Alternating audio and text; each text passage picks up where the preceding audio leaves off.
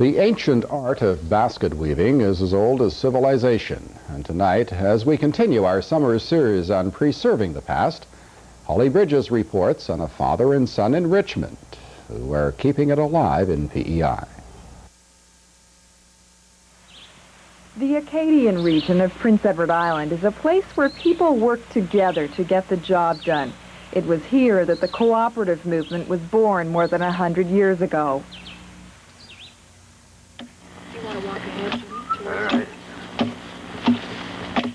So is it any wonder that here you find a father and his son working together to get their job done? Jimmy Chasson and his 81-year-old father Alir are going deep into the woods to do what they have done since Jimmy was a boy. They're on the lookout for just the right white ash. Oh, I spotted one there. I want to cut it right there, Dad. Jimmy and his dad are much respected on Prince Edward Island for their ability to turn a log into a basket.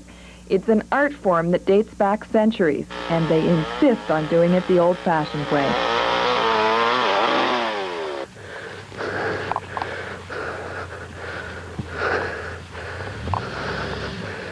One, that'll be for bottoms, for baskets, for potato baskets, and also picnic baskets. I figure I'll get about a dozen or more just out of that piece of wood. Yeah, we did that. We did that a lot there years ago.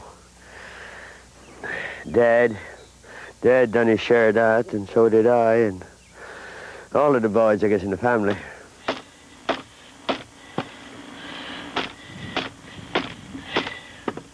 After the log is hauled away, it ends up here at the Culture Crafts Co-op in Richmond.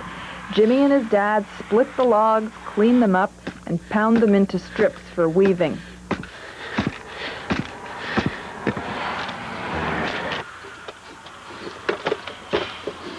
Jimmy works at a fast pace, bearing down on the machine he calls the old workhorse.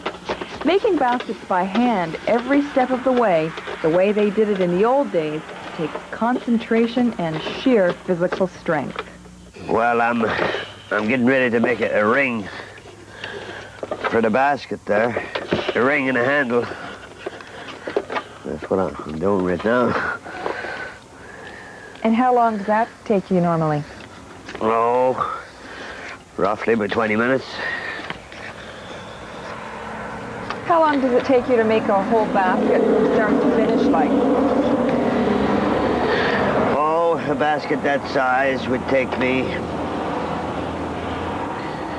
roughly about 2 hours to get the material ready, and you know, that's the hardest part of weaving basket, is to get your material ready. What are you doing with your leg there? That's my mold for the ring. That's your mold, is it? That's my mold for the ring. Your leg. Oops, Yeah. Sounded like it snapped there. Yeah, it's a little drawing one in there, but that doesn't matter anyway. So that's how they do it. That's how you... You mean That's you how don't you need a make it. machine or anything? No, not for that, as long as you use green wood. Wood. You gotta use the wood when it's green, you see, in order to work with. Okay, I see. So you must... Who did you... Jimmy's dad, Alir, always hoped his son would take over the trade, and now that Jimmy has made it a full-time job at the co-op, Alir couldn't be happier. Well, I'm proud of him, yeah. I started this work myself in the Depression year in 1933. Yeah. It's a long time ago. Yeah. Anne McIsaac is the manager of the Culture Crafts Co-op. When she's not handling the business end of things, she's making baskets herself.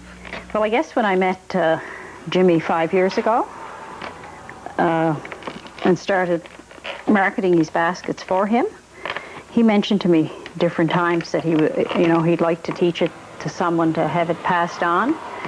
And I guess just hearing Jimmy and his deep appreciation of the art of basket weaving, that I kind of started to think, it would be a sad happening if it didn't continue on.